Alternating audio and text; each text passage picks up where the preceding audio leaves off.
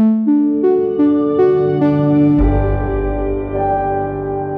Undeceptions podcast. Today,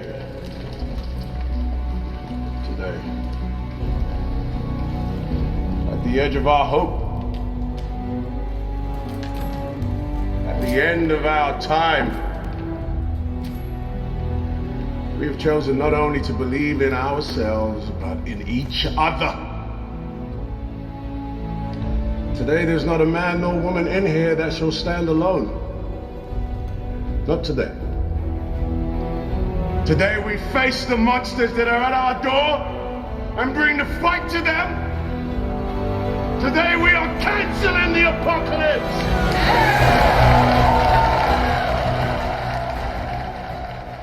We're listening to a clip from the 2013 sci-fi blockbuster Pacific Rim, where the character Stacker Pentecost, played by the wonderful Idris Elba, delivers a pump-up speech to his ragtag band of pilots. The group are demoralised after a long, bloody war against murderous giant robots that have emerged from the Pacific Ocean via an interdimensional portal. If that plotline sounds weird to you, because you're not Mark Hadley, then our topic today, the last book of the Bible, is going to be seriously strange. Today, we're tackling the Book of Revelation. There aren't many parts of the Bible that excite the imagination more than this thrilling climax to the good book. Funnily enough, the list of events in Revelation isn't too dissimilar to what we find in Pacific Rim. There are monsters that emerge from the sea. There are the 4 horsemen of the apocalypse, the mark of the beast, battles against cosmic armies, and even dragons. It's also a book with countless interpretations. It's seen as symbolic by some, but read by others in a way that has very real geopolitical implications. Today, it's common for people to simply avoid reading Revelation. But as our guest today tells us, we do so at our quite literal peril. With all the misunderstandings and it's too hard to read palaver, are we, just like Idris Elba, cancelling the apocalypse? Well, I think some apocalypses, certainly the original one in the Book of Revelation, are good news for everyone, for the skeptic, for the believer, and literally for the whole cosmos. I'm John Dickson, and this is Undeceptions.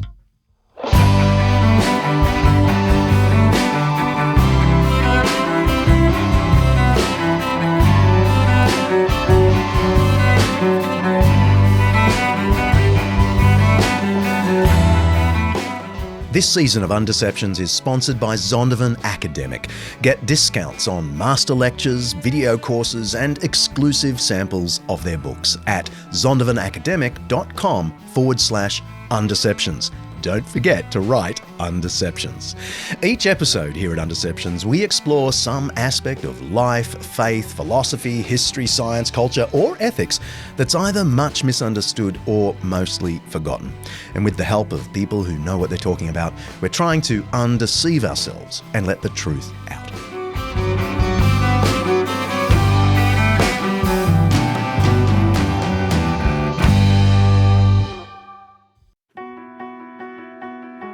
This episode of Undeceptions is brought to you by Zondervan Academic's new book, Jesus and the Powers, by N.T. Wright and Undeceptions' favourite, Mike Bird. Should Christianity have anything to do with politics? I mean, you could argue that Christians have done more harm than good once they get a whiff of power. Mike Bird and N.T. Wright address this question and other questions in this magnificent overview of the political implications of the Christian faith and the Church's historical engagement with the powers and principalities. They shed light on current geopolitical events and ask, what would it look like if there were a faithful Christian response to crises like the Russia-Ukraine conflict, the China-Taiwan tension, political turmoil in the US, UK and Australia, and the problem of Christian nationalism. They build a pretty convincing case that Jesus' teaching about the kingdom of God confronts all forms of power, Christian and atheist, and calls on us all to support a pluralistic democracy where everyone, regardless of religion or irreligion, has a role to play in working toward the good of society. Whether you're a believer or a skeptic, I'd say this book will be an eye-opener. You can order Jesus and the Powers on Amazon, of course, or head to zondervanacademic.com/undeceptions to dig a little deeper and see if you really like it. That's zondervanacademic.com/undeceptions.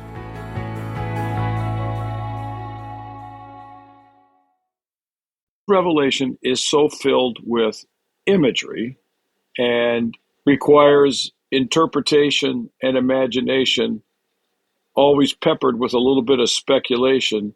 It can lead to... That's Professor Scott McKnight. He's one of the best-known New Testament scholars in America. He's at Northern Seminary, just outside Chicago. I don't know how many books he's written, but it's at least 30, that's for sure. I particularly remember his one on Jewish mission in the ancient world, because I disagreed with it at length in my doctoral thesis on the birth of Christianity. But for the purposes of this episode, he was no doubt right, and I was wrong. His latest book, just out, is Revelation for the Rest of Us, published by our friends at Zondervan Academic. The book unpacks all the weird, wonderful, and confusing parts of Revelation, while busting a few myths about it along the way. It can lead to people seeing in the text what they want to see. They can see the characters that they want to see. And there's a long history.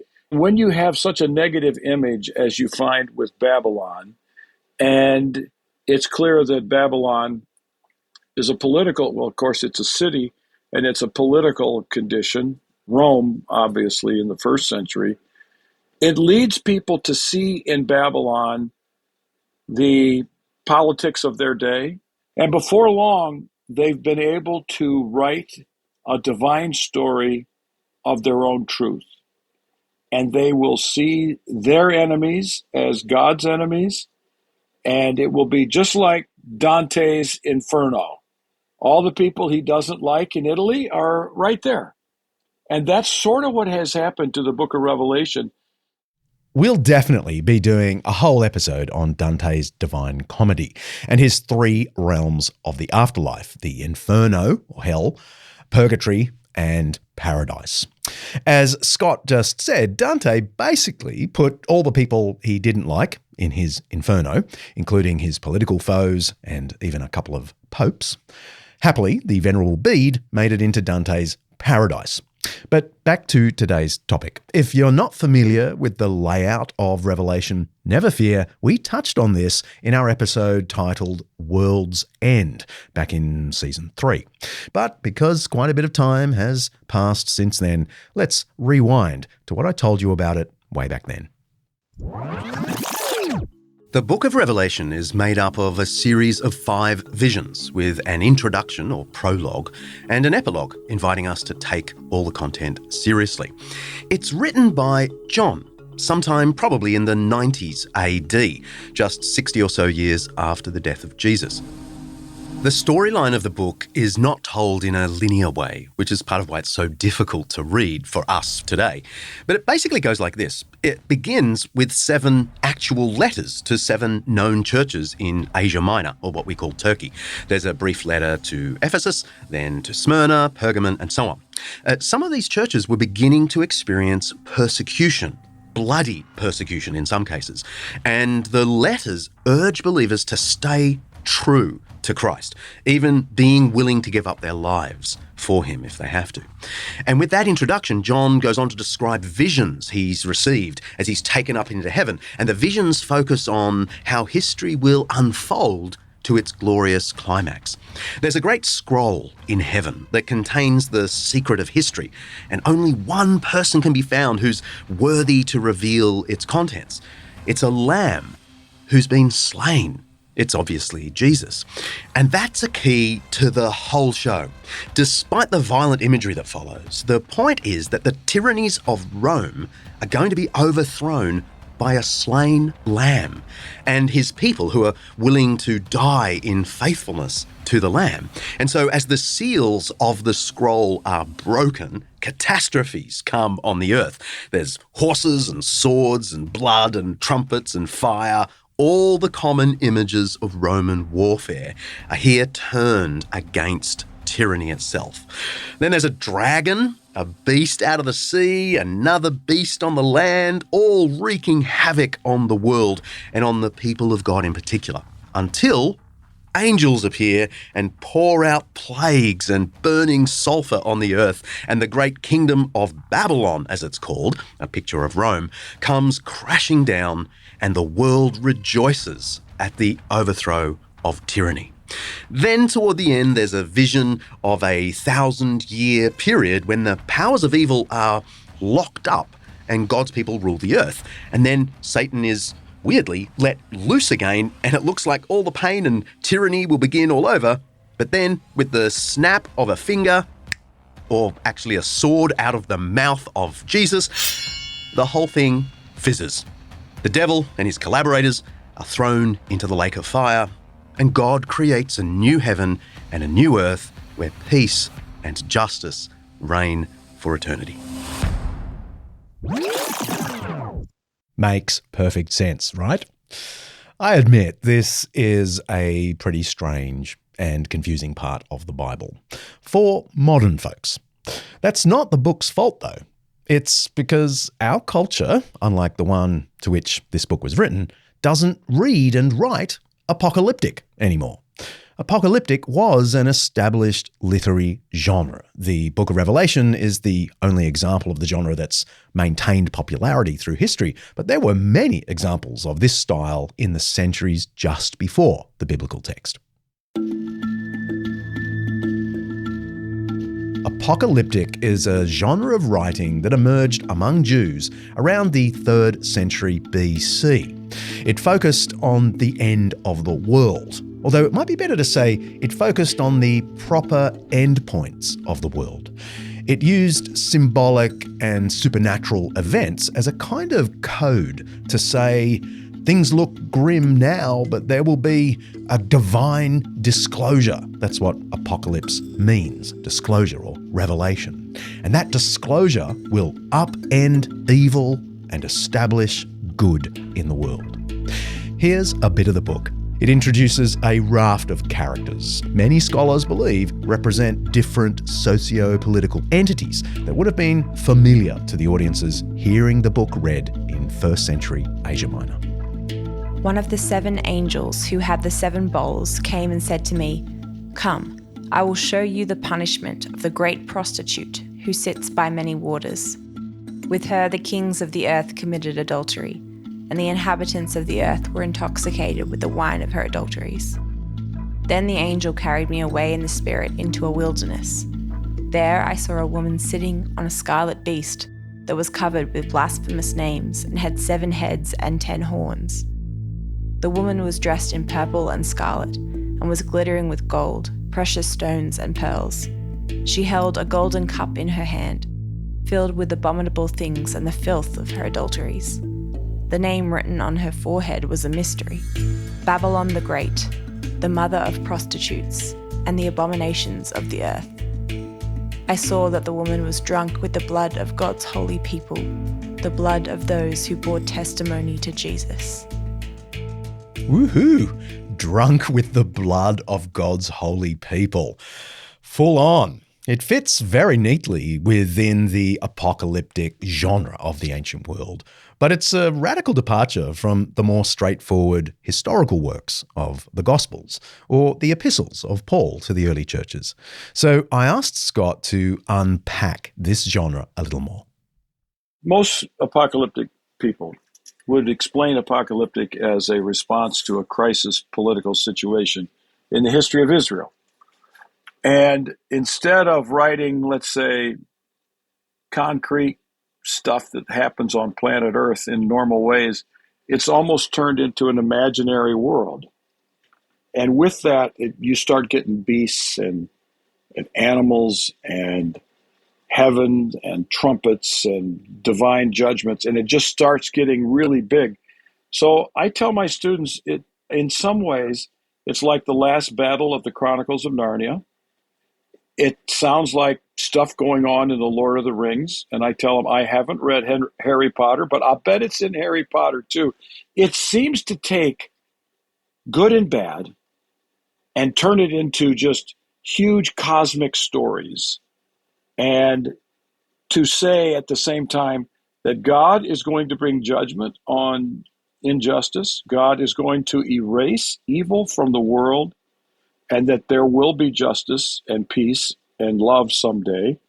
It also says that the people who do what is right, who are faithful in following Jesus, are going to be the people who turn out to be on the right side at the end of time. And a friend of mine, who's a professor in Texas, says the book of Revelation can be reduced to 3 simple statements. God's team wins, choose your team, don't be stupid. And that's almost an apocalyptic, God's team is going to win. So that when I turn politics in the United States away from, let's say, the Republican Party and the Democratic Party to a cosmic battle between good and evil, I'm starting to move into the world of apocalyptic. There's also that sense that we're on the edge of time and something big could happen really soon. And that heightens everybody's alertness and willingness to listen and, in some cases, repent and change, or in other cases, to harden and fight. Now, this is not just a slippery academic, literary explanation of this weird book of the Bible. It's actually an established genre. So tell me, what are some other concrete examples so my skeptical listeners go, oh, okay, so it's a real thing already before the book of Revelation is written? Okay, say the Dead Sea Scrolls that were discovered at Qumran, or in caves around Qumran.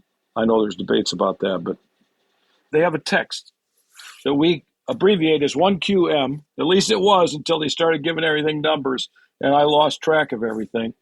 And it describes a battle between the sons of light and the sons of darkness. And that's apocalyptic. And that's the way people coped with the impossibility of changing the world themselves.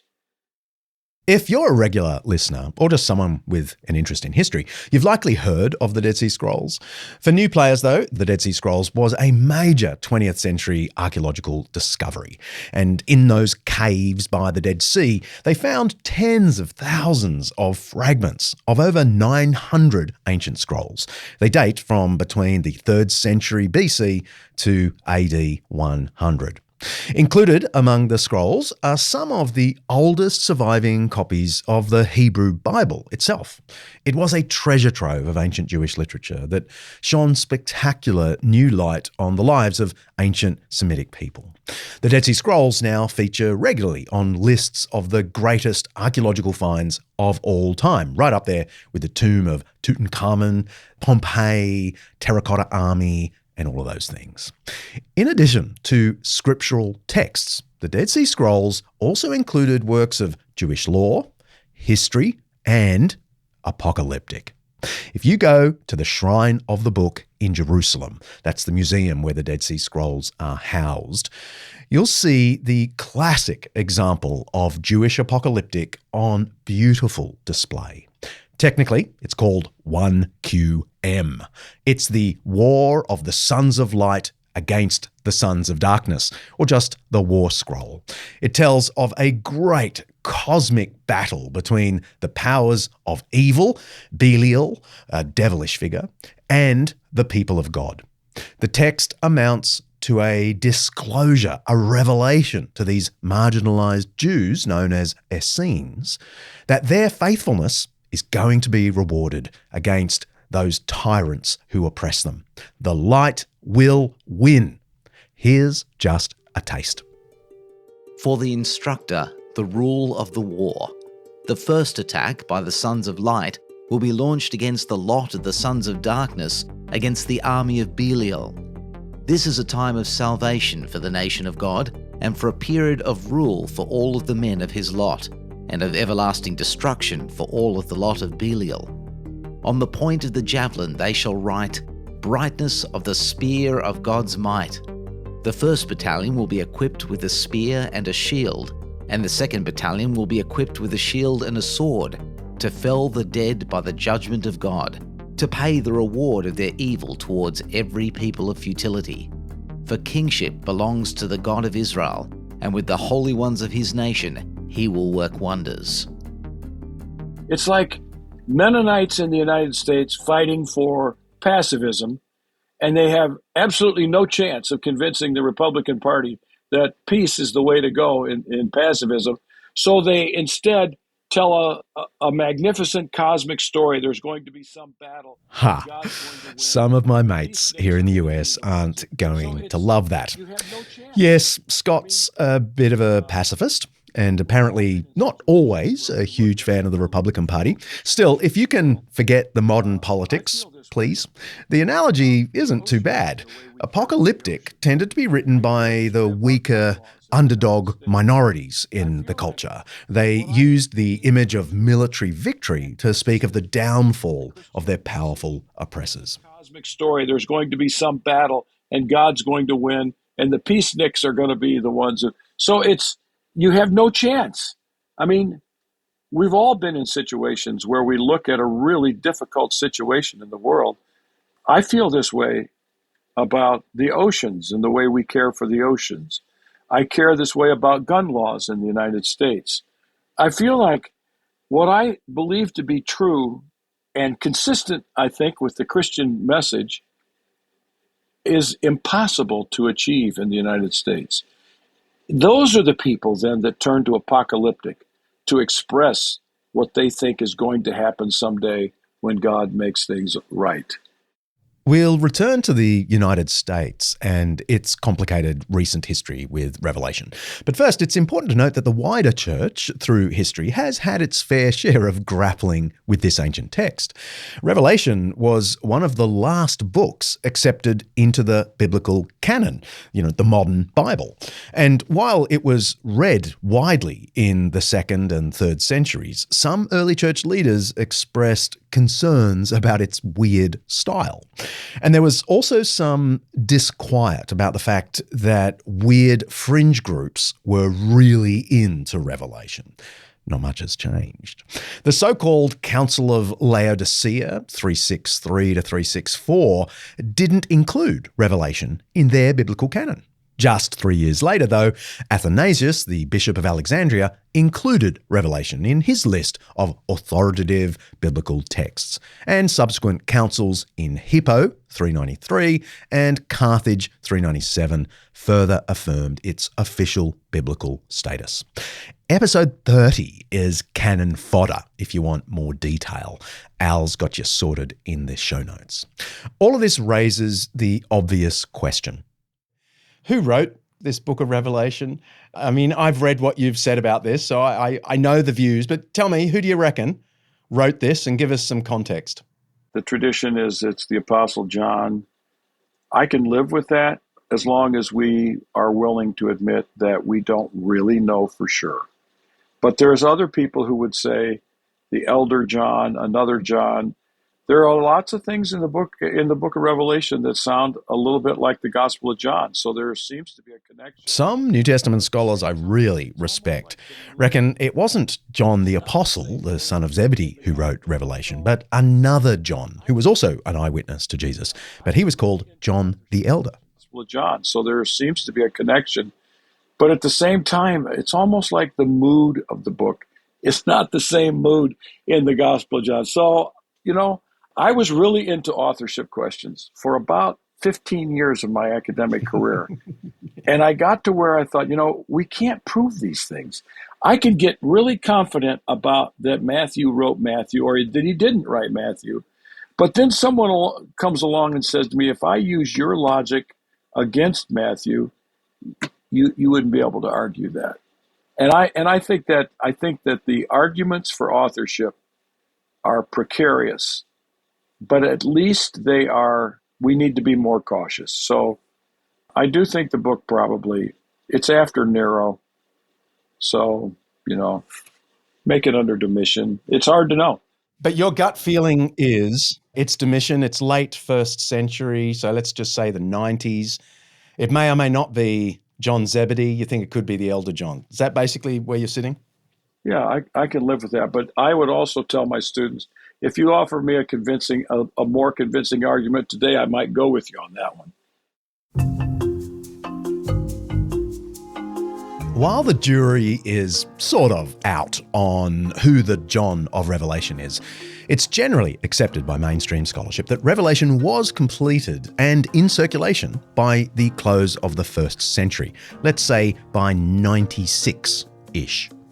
A big clue as to when it was written is working out the Roman emperor at the time, and we have some leads.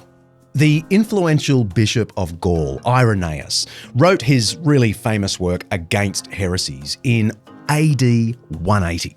And he said of Revelation that it was the apocalyptic vision seen not very long ago, almost in our own generation, at the close of the reign of Domitian. Okay, so that puts it between the years 81 and 96 of the 1st century. Other ancient authorities like Clement of Alexandria and Eusebius in the 4th century agree that Domitian was the tyrant under whom John lived and suffered. Domitian was a jerk. That's a technical Latin term. Everyone seemed to have hated him. The Senate, the army, his own bodyguards. His imperial household servants, with the help of the higher-ups, murdered him in a Caesar-esque hail of stab wounds.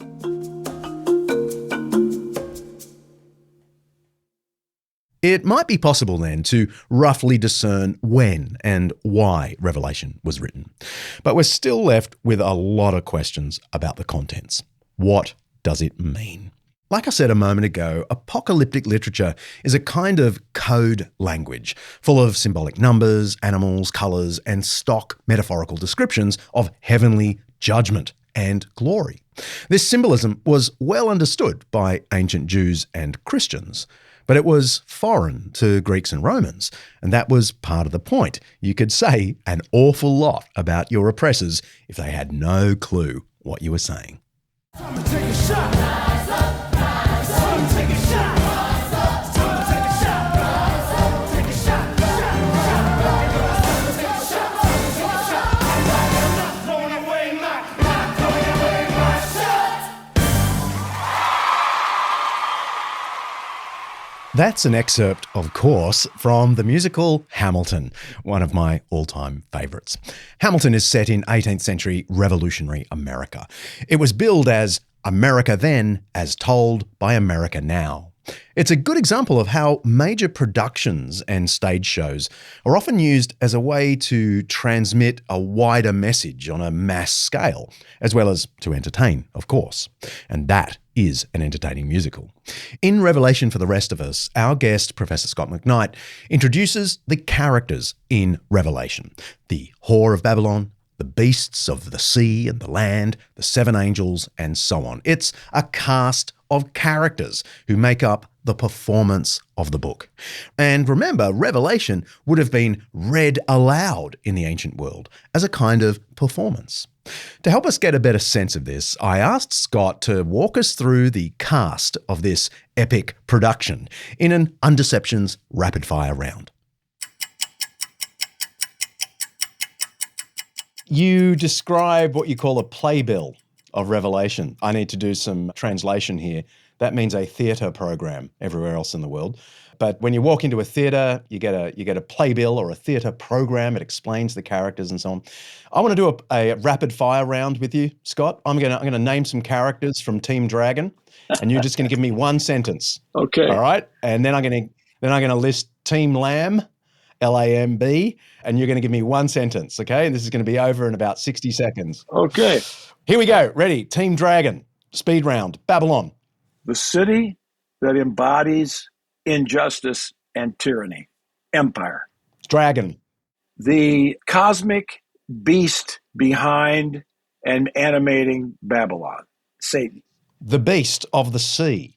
These are two political leaders. There's two of them, the sea and the land. Yeah, one of the sea, one of the earth. Yep. Political leaders that are probably someone in particular in mind in the book of Revelation, but they would be political leaders who embody the way of Babylon and the dragon.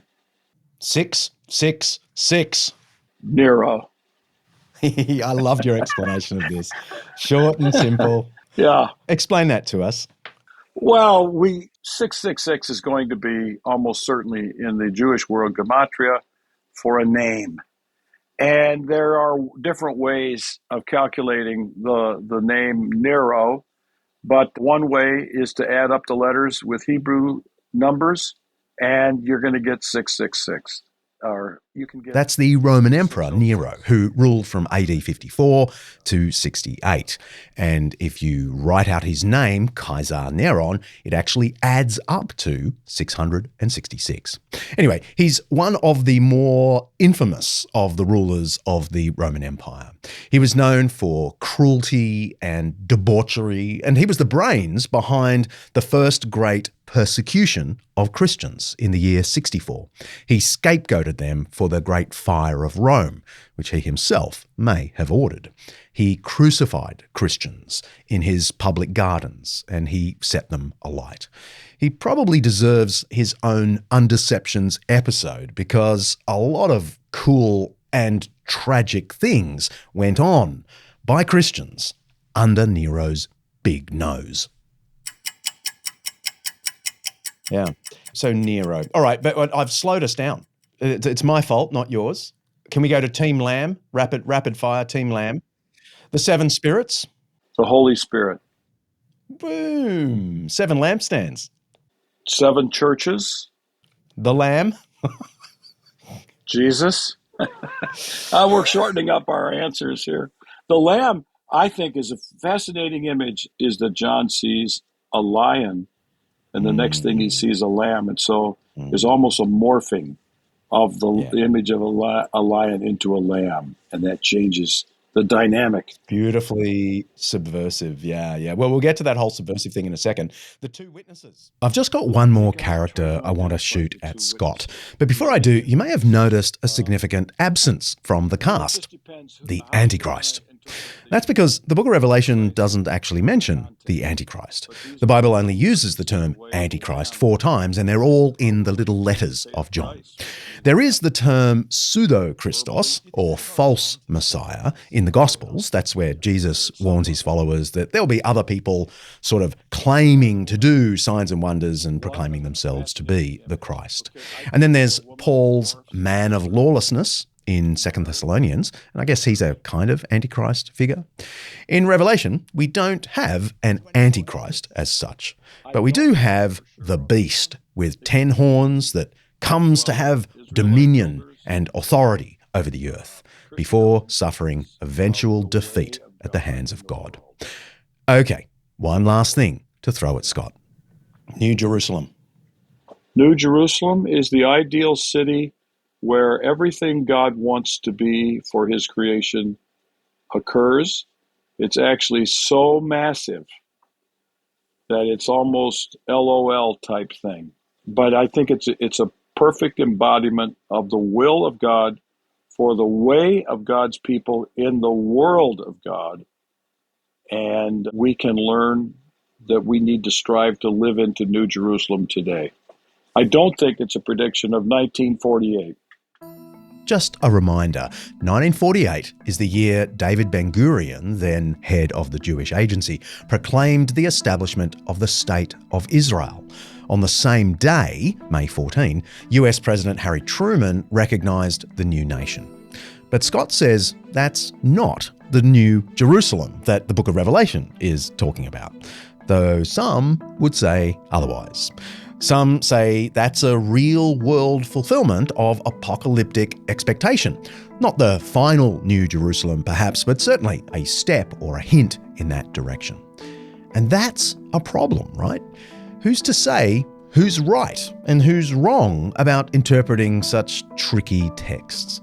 Surely, if God wanted us to understand him, he would have made himself clearer.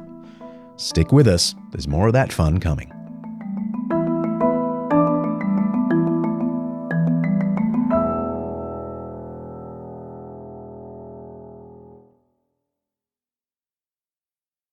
The United States and its international partners presented the long-awaited roadmap to peace in the Middle East yesterday. They delivered it to Israeli Prime Minister Ariel Sharon and the new Palestinian Prime Minister Mahmoud Abbas, also known as Abu Mazen. The plan is intended to be a phase-by-phase route to ending conflict and leading to a full Palestinian state as early as the year 2005. There are already signs that the road to peace will not be easy. A suicide bomber killed 3 Israelis in Tel Aviv yesterday. Interpreting the Book of Revelation in a concrete way instead of as apocalyptic literature has led people down some rather involved sidetracks. We dealt with this a bit in our episode called World's End, episode 34, with Richard Borkham and Alyssa Wilkinson. The notion of Christians getting raptured from the earth before Jesus returns gets a good run in that episode. But another recent sidetrack that partly relies on the Book of Revelation is Christian Zionism. This is a melding of biblical prophecies about Israel in the Old Testament and the Book of Revelation with contemporary political support for the state of Israel. This is a view that usually sits within what's called dispensationalist theology. That's the theory that God's plans in the world are unfolding in discrete, knowable periods, and that each period has its own particular way of relating to God. Often, dispensationalists believe that the age of the church, that's the age we're in now, climaxes in the restoration of the nation of Israel just before the return of Christ and the new dispensation that will then begin. So, the fate of Israel is often very important within this perspective. We just listened to a news clip from Charlie Rose in 2003, 20 years ago, reporting on the so-called roadmap to peace. It was a plan backed by the US Bush administration to resolve the Arab-Israeli conflict and create an independent Palestinian state living side by side with Israel. At the time, an influential group of Christian Zionists protested the plan, urging President Bush to walk away from the negotiating table. The massively popular televangelist Jerry Falwell wrote at the time, quote, "To stand against Israel is to stand against God. We believe that history and scripture prove that God deals with nations in relation to how they deal with Israel." Falwell was a proponent of a view that's still popular in the US, namely that Christians must support the modern state of Israel, not just for socio-political reasons, but because the Jews remain the chosen people of God, and much of God's plans for the Christian church and for the return of Christ depend on the stability of the state of Israel. So, the creation of the State of Israel in 1948 was seen as the fulfillment of biblical prophecy, getting ready for the final events of the Book of Revelation, the Battle of Armageddon, the rapture, which isn't there in Revelation, the return of Christ, and so on. When the roadmap to peace was released, Christian Zionists paid for a massive billboard campaign across America, with messages like this one plastered all over the country. Ready? "And the Lord said to Jacob, unto thy offspring will I give this land. Pray that President Bush honors God's covenant with Israel. Call the White House with this message." The roadmap to peace was eventually shelved, mainly for political reasons. But this kind of theology was hovering in the background and probably did have some impact on the politics. Christian Zionism remains prominent among US evangelicals, which is a huge part of the population here in America. In a 2015 Lifeway poll, 73% of evangelicals said events in Israel are prophesied in the Book of Revelation. Scott McKnight himself was raised in that context. I grew up with the idea that America was favored by God because we favored Israel, and Israel was to be favored because they became a nation again in 1948, and that's a fulfillment of prophecy of the Book of Revelation. But it was just we saw ourselves as the United States as one of God's favored nations because we were with Israel. And before long, it was Russia, our enemy, so-called, becomes the enemy of God, becomes the enemy of Israel. And I grew up with this. We heard a lot about this. And my youth pastor was particularly skilled at finding hidden things in the book of Revelation that no one else had ever seen. Every one of those people were wrong. Scott McKnight says we can break up interpretations of Revelation into 4 basic categories. There are the preterists. They read Revelation as written to first century churches about first century topics. Then there are the historicists. They read Revelation as a sketch of the history of the church from the first century until the end. And futurists think of Revelation as totally or nearly entirely about the future. This is where all the speculators tend to sit. And idealists, they read Revelation as timeless images and truths about God, the church, the state, and God's plan for the world. Idealists would be like people who read fiction, C.S. Lewis, etc., and see in it ideal types of governments and Christians and unbelievers in tension with one another, seeking to do God's will so that it becomes a timeless vision for all times in the history of the church. But this is complicated by the fact that it's a response to the futurists who think that it is actually predicting specific things. The idealist says, no, it's not specific. So there's always, like John says in 1 John, there are many antichrists. Now that is an interesting statement. So there's not just one antichrist. We're not looking to ask, is Putin the one? We're asking, does Putin fit the bill? So would you be a historicist idealist? I told a friend of mine, he called me a preterist. And I said to him, I don't want to be locked into that category because I see the book as a theopolitical hermeneutic. So let me explain that. I think the book is teaching discipleship to real Christians in the first century on how to respond to empire and tyranny and how to follow Jesus faithfully in a world that is opposed to it. You wrote, and I'm going to quote you, that Revelation is not about prediction of the future, so we can rule out the futurists, not about the future, but perception and interrogation of the present. It provides readers with a new lens to view our contemporary world. So that's really at the heart of how you approach the book. Can you give us a few sentences on what you mean by this new lens, as opposed to reading it as prediction? First century Christians, Western Asia Minor, what we would call Western Turkey today, major cities, most of them major cities, are asking the question, how do we live as followers of Jesus when everything in the world is an alternative reality? I mean, the Roman reality is, for them, an alternative reality. It's the one they don't want to live in, but they live in the Roman reality, and they want to know how to live. And I think John is trying to teach the disciples of Jesus, followers of Jesus, the Christians in Western Asia Minor, how to detect the evils of empire as they begin to make impact in the church and begin to make them accommodate themselves to that way of life. So John gives them like a template, a blueprint of discernment on how to recognize Babylon in the world today. I mean, he doesn't even call it Rome. He calls it Babylon. The city with 7 hills, that's kind of giving it away. But let's say it's Babylon. So he sketches Babylon. He waits till chapter 17 to start doing this with full clarity.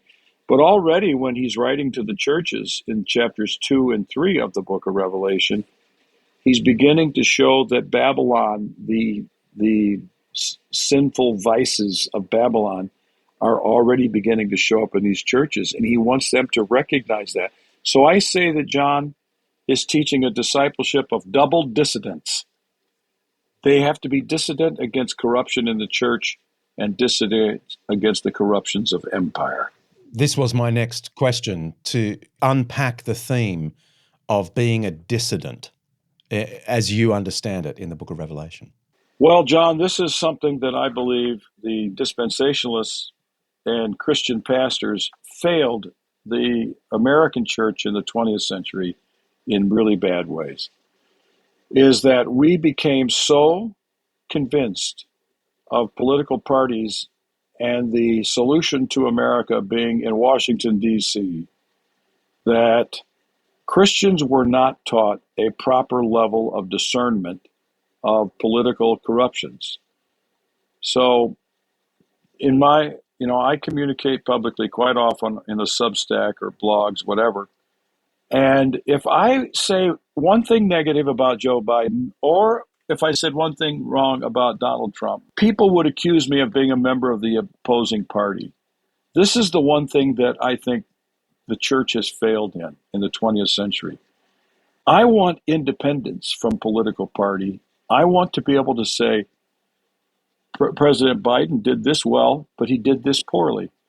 President Trump, I won't go there.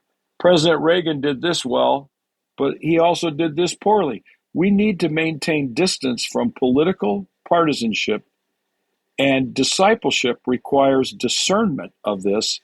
And if we get trapped into political parties, we almost surrender. It becomes idolatrous. We surrender our allegiance to a political process rather than to the Lamb.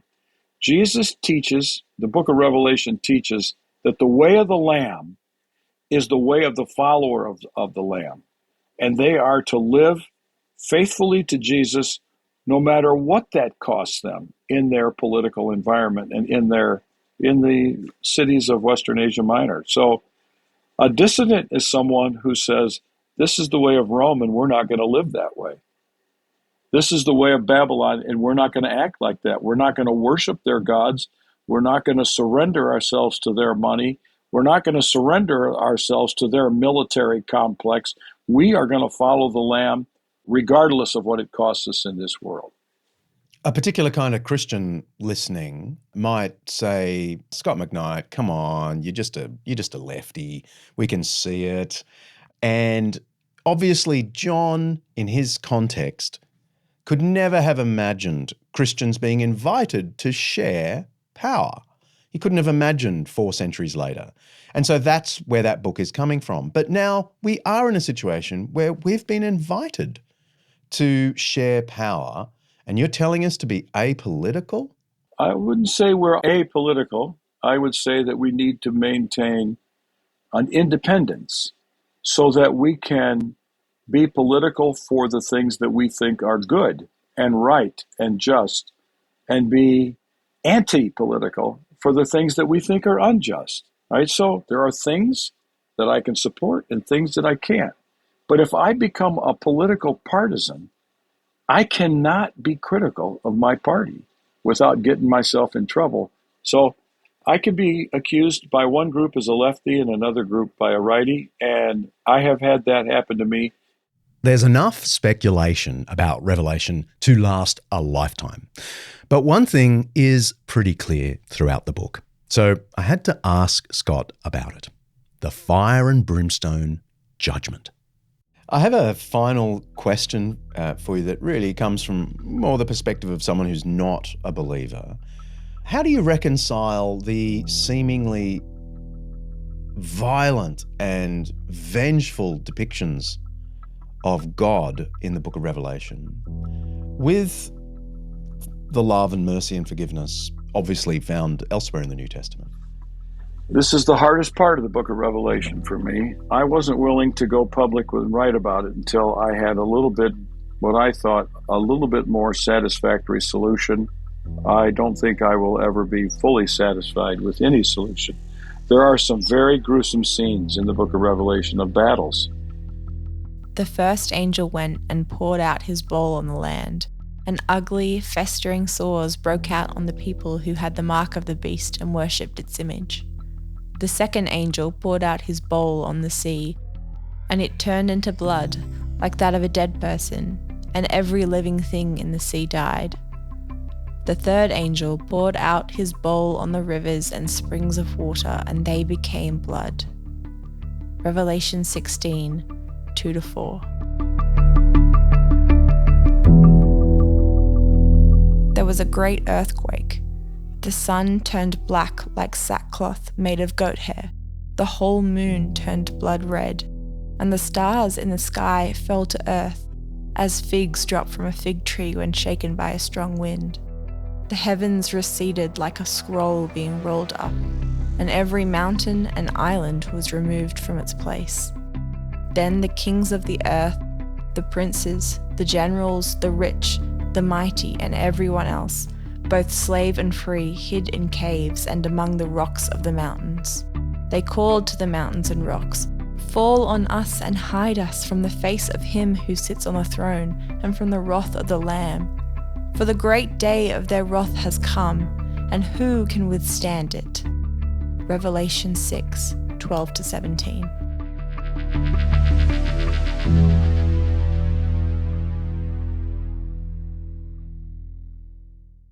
I'm happier with the idea. I'm more settled with the idea that this is fiction, and this is the way a first century Jewish, Christian, apocalyptic type writer would describe the victory of God in this world.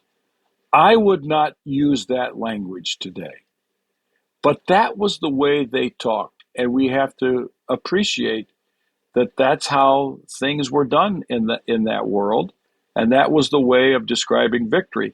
I am not terribly bothered by violence in the Chronicles of Narnia or the Lord of the Rings.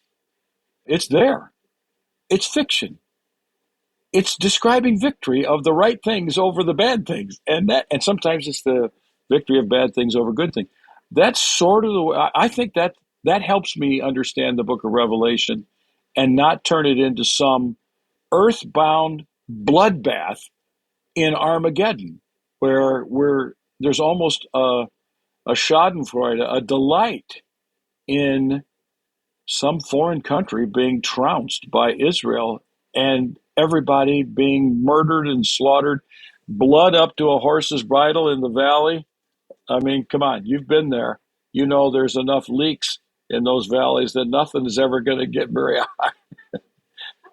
So, I mean, I remember going there the first time. I thought, yeah, well, that can't be literal. There's too many rivers going out of those valleys. So I'm bothered by the violence. I'm also bothered a little bit by the use of a woman as a trope for Babylon. And yet it's paired with the beautiful woman. Yeah. But I think that I'm pretty happy, pretty settled with the idea that it's fiction and that it is describing something that has redemptive value, even though it uses language that I wouldn't use today. Yeah. I was wondering, and maybe you can just respond to this as an idea, that whether it's even subversive at the literary level, in that it's taking Roman violence language, Roman conquering, bloodthirsty conquering language, and subverting it to say that actually we use this imagery of Roman violence, but it's actually a picture of what is true victory in the book of Revelation, and that is martyrdom. Yes. Yeah. So in a way, it's actually subverting violence by using violent language. I'm wondering whether it uses that language to upend it. Just as you mentioned earlier, and this is where I thought you were going to go, you said, "And then I saw a lion, the Lion of Judah, and it was a lamb." Yeah. As if that's the interpretative key. And I agree with that totally. It's a morphing. But I mean, even with the battle scenes that are pretty gruesome late in the book of Revelation, the victory is by the word that comes from the mouth. And of course, the robes are stained with blood, but could that be the redemptive blood that brings a different pattern? But clearly, the book of Revelation is not urging people to pick up swords and to go to battle. It's telling you go to battle when you go out there and you witness, and you go to battle when you worship the Lamb And die. Yes, and subvert the gods of Rome by worshiping the Lamb who was on the throne. So I think I'm totally with the subversion theme.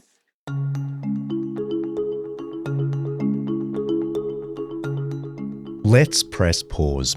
I've got a 5-minute Jesus for you.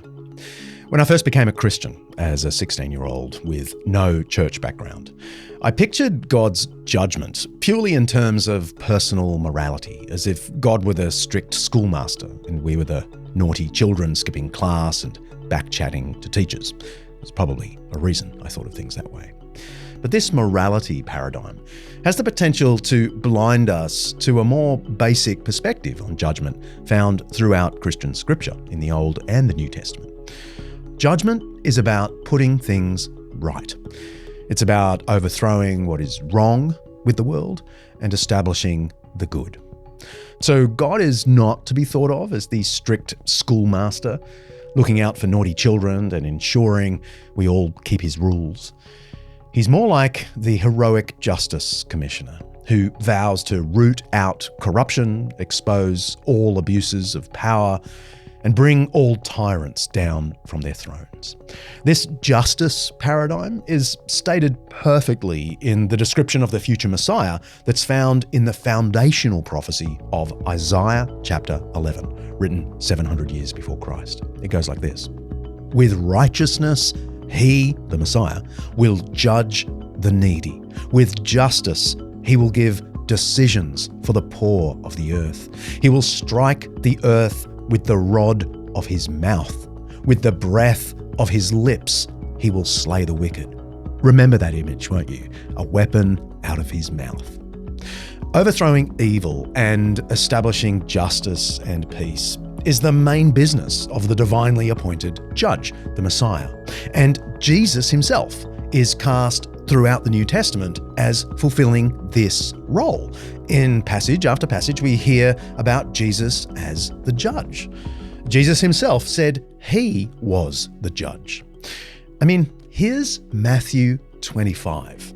"When the Son of Man," that's Jesus' way of referring to himself, "when the Son of Man comes in his glory, and all the angels with him, he will sit on his glorious throne. All nations will be gathered before him, and he will separate the people one from another as a shepherd separates the sheep from the goats. He will put the sheep on his right and the goats on his left." Then the passage says he blesses those on his right. And then we read, "Then he will say to those on his left, 'Depart from me, you who are cursed, into the eternal fire prepared for the devil and his angels. For I was hungry, and you gave me nothing to eat. I was thirsty, and you gave me nothing to drink.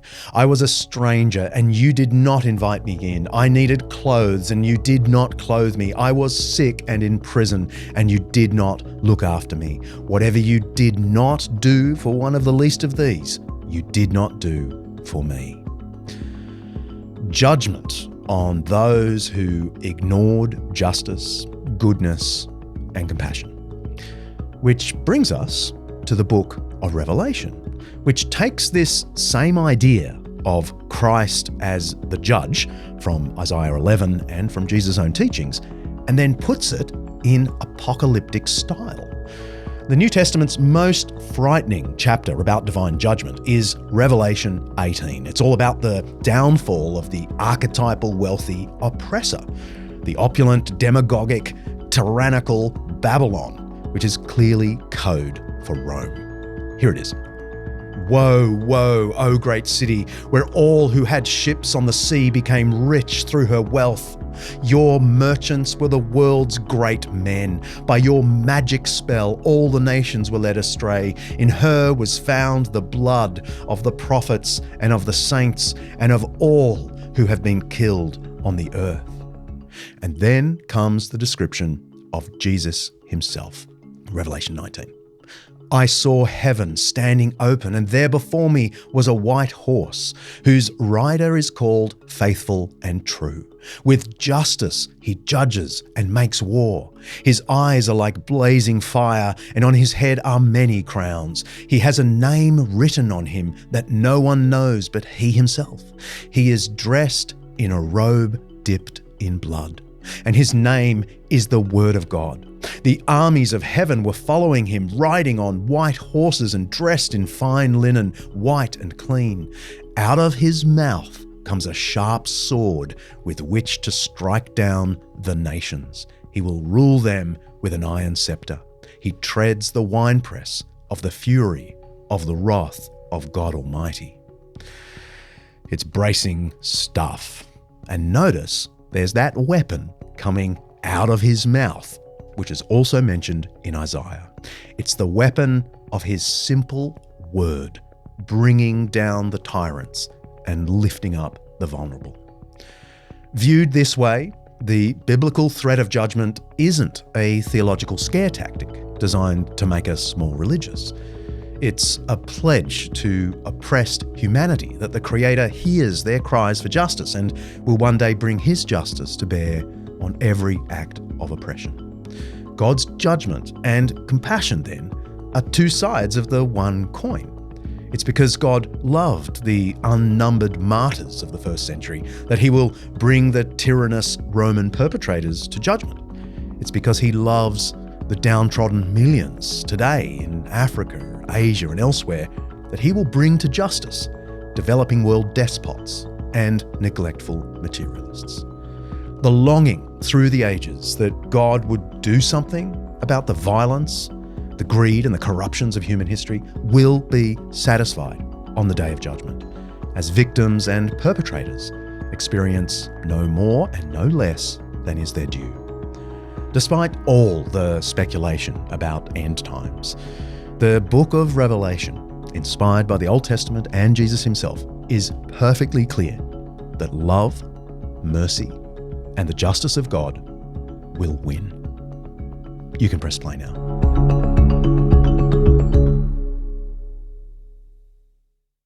So, thinking of my listener who doesn't believe in Christianity, and I have a few of them, what is there in the book of Revelation for them? Well, if they like a good apocalyptic battle story, if they like Lord of the Rings, I think Harry Potter, if they like the divine comedy of our great author in Italy, I think you can like the book of Revelation as a story of the victory of good over evil, of the oppressed winning eventually over the oppressors, of injustices overcome by justice. And then you see the great vision in the New Jerusalem where, I think one of the great little snippets is they never have to close the gates. And it's safe. It's safe to be in this place. And everybody will have what they need. And all the exploitation of goods and resources and money and clothing and food, etc., will come to the city of God, and all the people will be able to have all that they need. And those are great visions. But if you're a little sensitive about some wars, some battle scenes, it's going to be there. But I like a good battle when it turns out the right way. Isn't that the tension of a good narrative?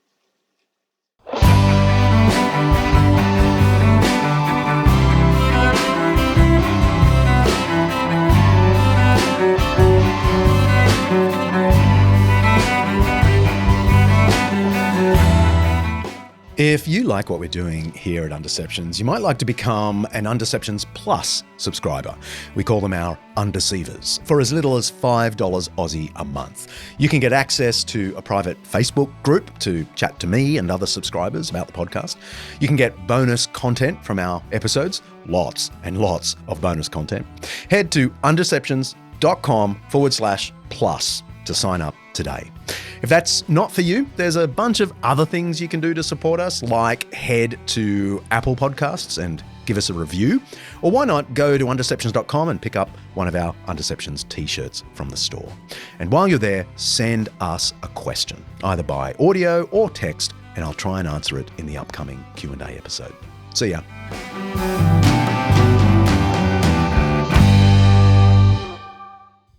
Undeceptions is hosted by me, John Dickson, produced by Kaley Payne, and directed by Mark Ten Horns Hadley, as he's known around the office.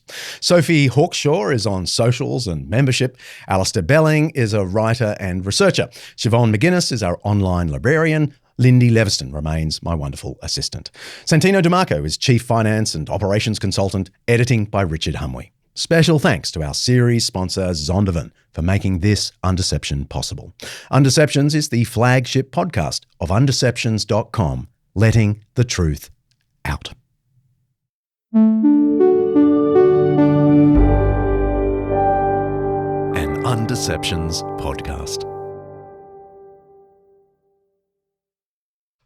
I don't know if I was allowed to say big nose, but if anyone looks up a denarius of Nero on Google, he's got a big nose. Ugly monkey. I can say that at this safe distance, can't I?